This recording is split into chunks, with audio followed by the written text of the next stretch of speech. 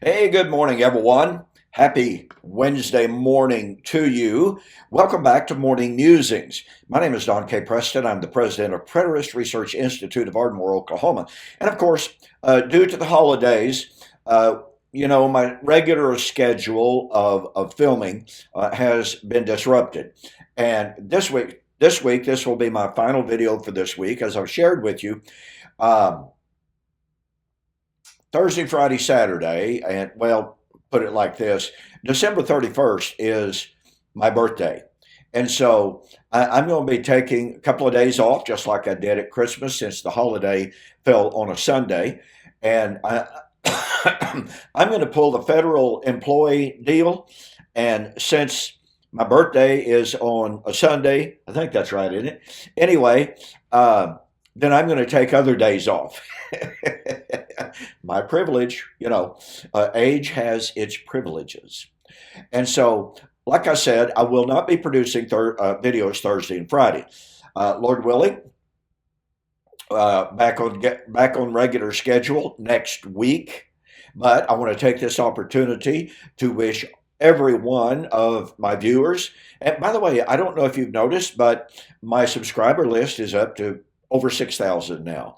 I think it was 6.6 thousand, and I wish it was 600,000. I really do, but it is growing. It continues to grow, and I just really appreciate that. Now, as you know, I recently introduced a brand new book entitled Temple to Telos.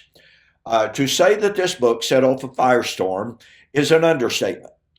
The premise of the book is super abbreviated premises. Number one, the temple that stood in the days of Jesus had to be standing, valid, with the Levitical priesthood ministering in it for the fulfillment of the first 4 feast days. Now, it's absolutely stunning to me that I have had people tell me, that the temple and the priesthood was totally irrelevant to the fulfillment of the first 4 feast days. One objector said it was just coincidence that Jesus was dying on the cross as the Passover lamb while the high priest was finishing up the Passover services in the temple. Coincidence? You think God does things by accident? You think God looked down on that situation and said, oh my goodness, look at that. The priest is finishing up the Passover sacrifice services in the temple and crying out, it is finished. And oh my goodness, look at that. My son just said the same thing, dying as a Passover sacrifice. No relevance. And I'm not trying to be overly sarcastic, folks, but let's face it, that's a really bad argument. So, a number of objections have been lodged against my new book. And so what I'm doing, an awful lot of the objections are being reiterated and repeated by different posters who evidently were not reading the previous post. They were unaware of what previous posters had written by way of objecting, and so they're simply reiterating the same objections. But what I'm trying to do is to pay some particular attention to some of, and again, not every one because of the repetition nature, to some of the objections. Now, here's something really ironic and amusing. Okay, some of the posters, for instance, one poster that I'm going to address some of his objections this morning, and I'm not calling names here, okay? But nonetheless, much of what this poster has said in objection to my book, most of the other objectors, I dare say, would categorically reject what this individual is saying. And so we have this almost a cacophony.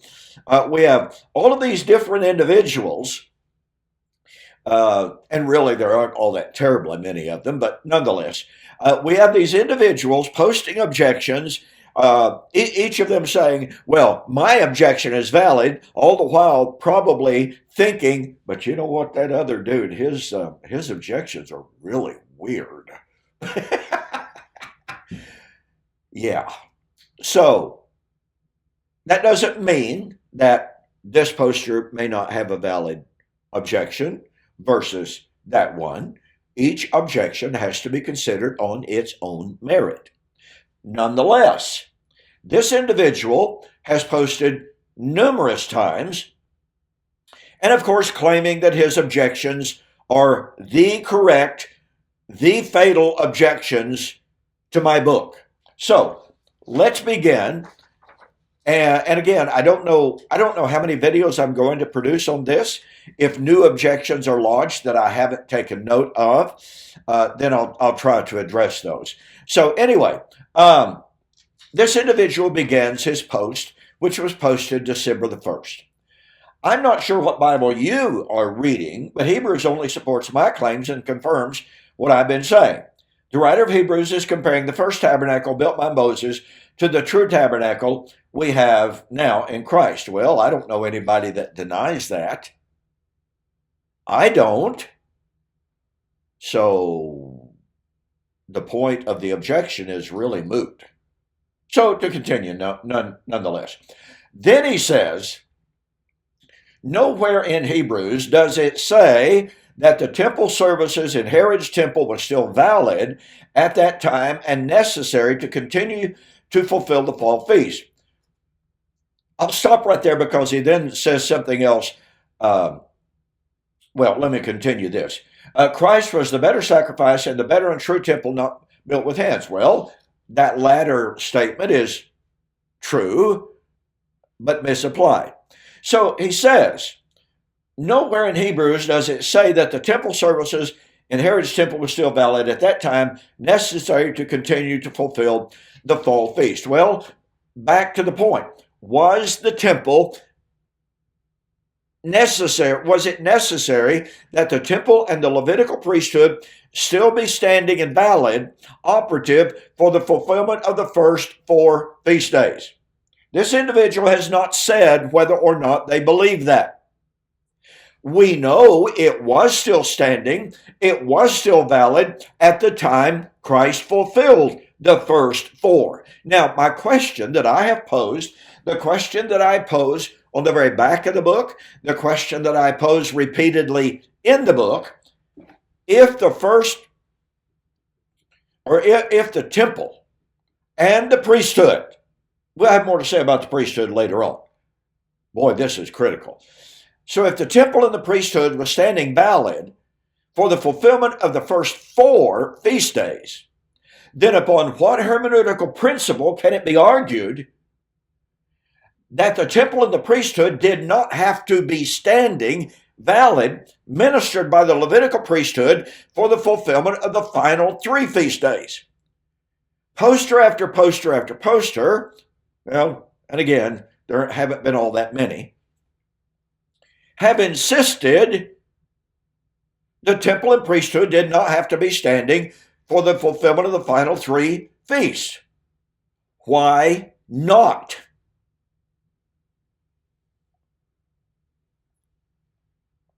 Folks, if you can't give a legitimate, biblical, exegetical, logical reason for saying, yeah, the temple was standing valid, ministered by the Levitical high priest for the fulfillment of the first 4 feasts, then if you're going to claim, as he does, that the final 3 feast days could be fulfilled without the temple, without the priesthood, what are your scriptural reasons? Now, he then makes a comment. Well, let me get back to this. He says, nowhere in the Bible, nowhere in Hebrews does it say the temple services in Herod's temple was still valid at the time. Well, here is a logical fallacy that several people have engaged in. What they're saying is, nowhere does Hebrews say Herod's temple had to be standing for the fulfillment of the final 3 feast days. Well, folks, that's what you call a negative fallacy. Here's what Hebrews does say. The priests, when Hebrews was written, were standing daily in the temple, ministering, offering sacrifices in that temple according to the law. Does it say? Now remember, he's writing this well after AD 30.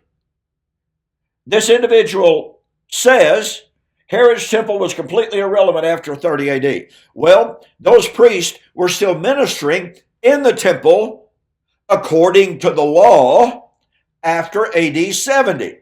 Furthermore, and this is amazing, over and over and over and over again, I have taken note of the fact that Hebrews chapter 9, 6 to 10 says that temple and the cultus, the sacrificial system, which means the Levitical system, would stand valid, imposed, using the Greek word epikaimai, imposed until the time of Reformation.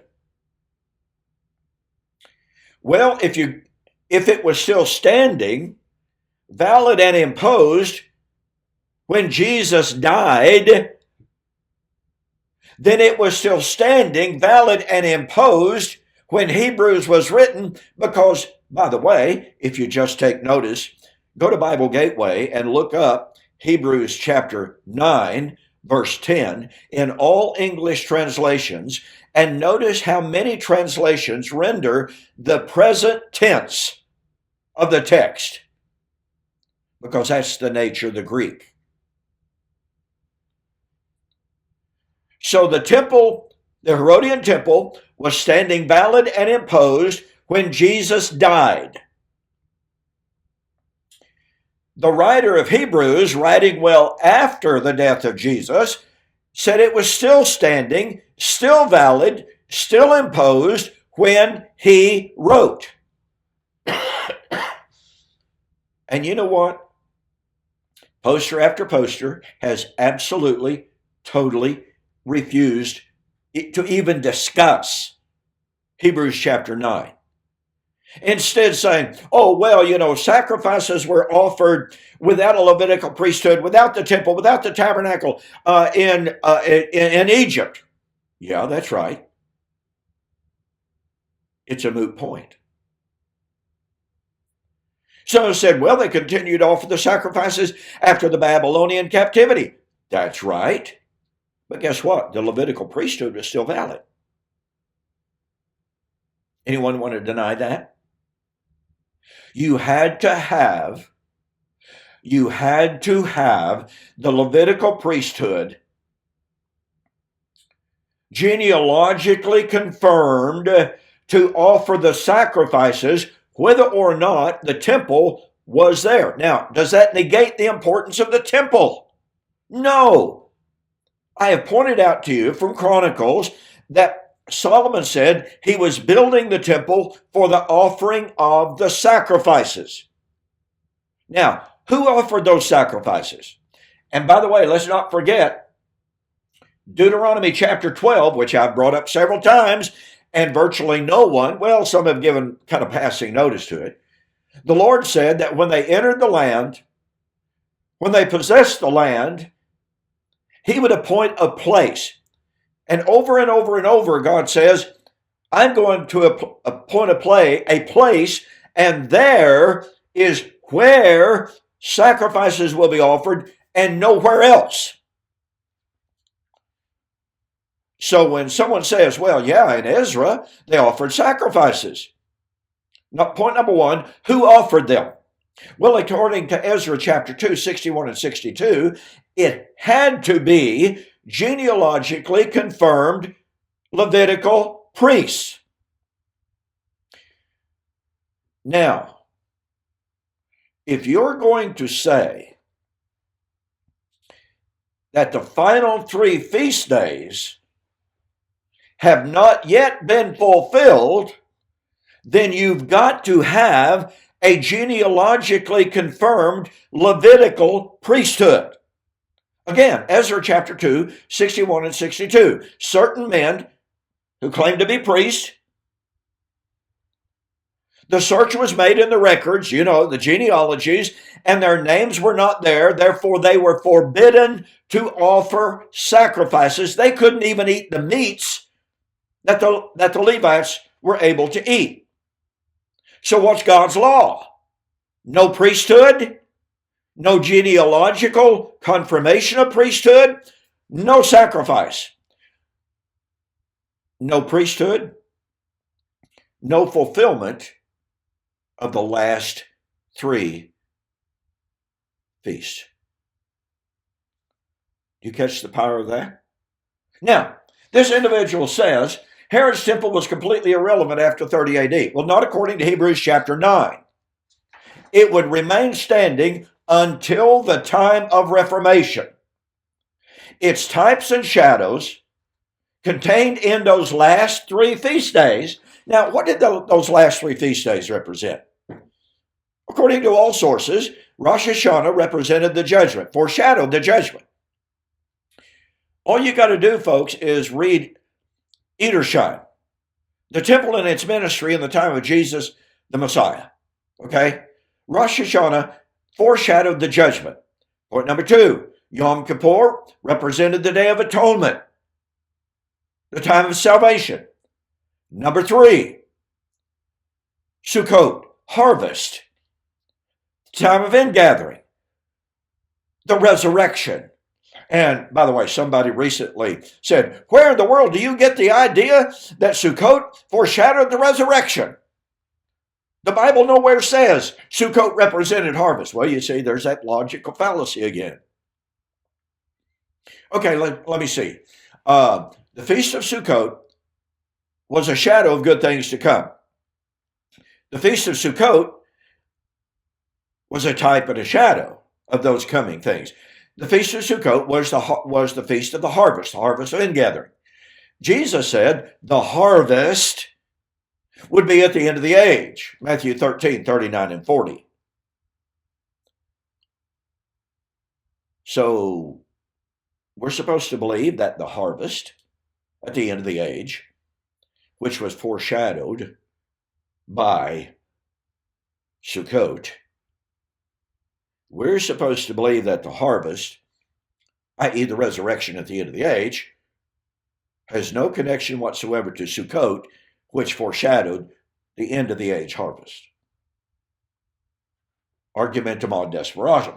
Now, Paul, again, back to the objection, Herod's temple was completely irrelevant after 30 AD. Well, Paul didn't believe that. Remember Paul in Colossians chapter 2, verse 17, Paul said that the new feast day, new moons, and by the way, the new moon harvest was Rosh Hashanah. I don't have time to go into that. It's absolutely fascinating, however. Nonetheless, the new moon harvest was Rosh Hashanah. Paul said that the new moons, the feast days, Catholic, kind of a comprehensive term, isn't it? Now, we already know the first 4 feast days were not still types and shadows of good things to come. We know they had already been fulfilled. But there were 3 feast days that had not yet been fulfilled. New moons, feast days, and Sabbaths. Well, guess what? All of the feast days, ladies and gentlemen, were Sabbaths. What did the Sabbath represent? Oh, rest from labor. Oh, salvation. Revelation chapter 14 and verse 13, at the coming of the Lord, the Spirit of the Lord cries out, blessed are the dead who die in the Lord from henceforth, for yea, they shall rest. Now, the Greek word that is used there, anaposis, is the word that is used in the Old Testament over and over and over again to refer to Sabbath rest. So anyway, what do you have here? You have the coming of the Lord, and as a result, Sabbath rest. It's not referring to the seventh-day Sabbath. It is salvation rest, resurrection. So here is the writer of Colossians saying, Colossians 2, 16 and 17, when was this written? AD 62, 30 years after the cross. And Paul said they were at his time, uses the present, active, indicative, shadows of the good things about to come. They had not yet been fulfilled. And yet, this objector says what Jesus did, past tense, he's meaning the cross. What Jesus did was the fulfillment of the fall feast. Ladies and gentlemen, no, it wasn't. Unless you're going to say that when Jesus died on the cross, the judgment, the atonement, I know people say that the atonement was finished at the cross. No, it wasn't. According to Hebrews chapter 9, Christ had to appear a second time apart from sin for salvation. When would salvation come? Under those who eagerly look for him, he shall appear a second time apart from sin, for salvation. Salvation was purchased at the cross, through the cross, but not consummated until the parousia, the completion of the atonement.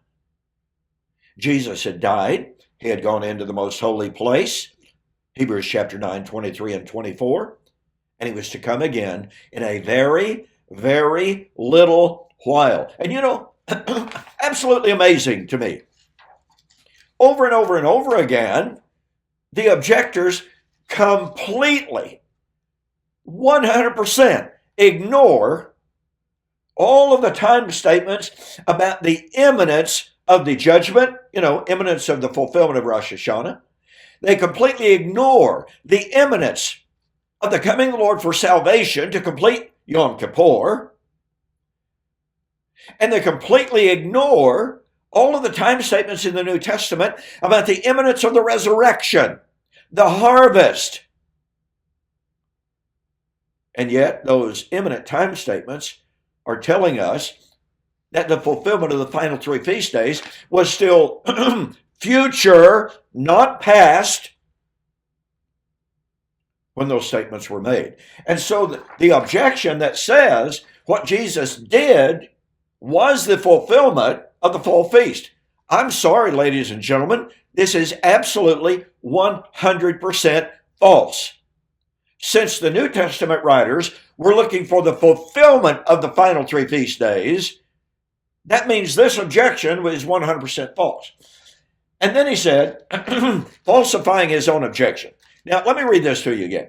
What Jesus did was the fulfillment of the fall feast. What the priests were doing, notice his reference to continuing actions of the high priest. What the priests were doing in Herod's temple was still a rehearsal, and at that point, useless. I'm sorry, and I mean no disrespect here. Folks, if they were still rehearsals, they were still shadows, and they were shadows of things that were about to come, meaning that Jesus had not fulfilled them. You see, this objector refutes his own objection within a matter of two sentences. That's pretty remarkable. Okay, running out of time. You say, if the nations today are observing the Feast of Tabernacles, then the law of Moses is still in effect and the temple in Jerusalem is still standing. You really don't make any sense here. How can you not see that the feast instituted for the nations had nothing to do with the law of Moses or Israel? Well, in the first place, there is no new covenant Feast of Tabernacles to be observed in a literal, physical Jerusalem. Now, look, this individual says, and he goes to Zechariah chapter 14, obviously, and he's saying that the new covenant Feast of Tabernacles. Now, let me make a caveat to what I just said. Do I believe that we today celebrate the fulfillment of the Old Covenant Feast of Tabernacles? And we can do that, by the way, in observing the Lord's Supper. Why? Well, the Feast of Tabernacles was a type and a shadow of the coming of deliverance from death, resurrection. The original Passover was a celebration of deliverance from captivity and deliverance from death. You know, the night they instituted, death was everywhere in the land. By observing Passover, they were delivered from that death. The Lord's Supper is the fulfillment of Passover. We today, therefore, can celebrate deliverance from bondage and captivity and deliverance from death in the observance of the Lord's Supper. But that means we observe tabernacles at the same time, but in a spiritual sense. I don't have to travel to Jerusalem. You see, this individual has a mishmash in his objection. Under Torah, they had to literally, physically travel to tabernacles. Well, now this individual says the law of Moses was fulfilled when Israel entered the promised land in heaven in AD 70 and began literally tabernacling with the Lord in his kingdom. Well, I obviously believe that tabernacles was fulfilled in AD 70, but here's an interesting point. I dare say, and if I were a betting man, I would bet money on this. I dare say that none of the objectors agree with this claim. But of course, he believes his claim, his objection is the key objection. But here's the point. We celebrate tabernacles today in a spiritual sense as a result of its fulfillment through the resurrection of its typology. And remember, it was still a shadow of what had not yet been fulfilled, but had to be fulfilled through the observance of the tabernacle, Feast of Tabernacle, in the temple ministered by the Levitical priesthood. And not one single thing that this objector says negates those facts. All they've done is contradicted themselves by saying Herod's temple was completely irrelevant after 30 AD. Well, not according to Colossians, not according to Hebrews. He has refuted his own statement and scripture by saying what Jesus did was the fulfillment of the fall feast. What the priests were doing in Herod's temple was still a rehearsal. Well, folks, if it was still a rehearsal, then it was still a shadow. It was still a type, had not been fulfilled, therefore had not been done away. And that's why the temple, the literal temple in Jerusalem, was still standing when Hebrews was written.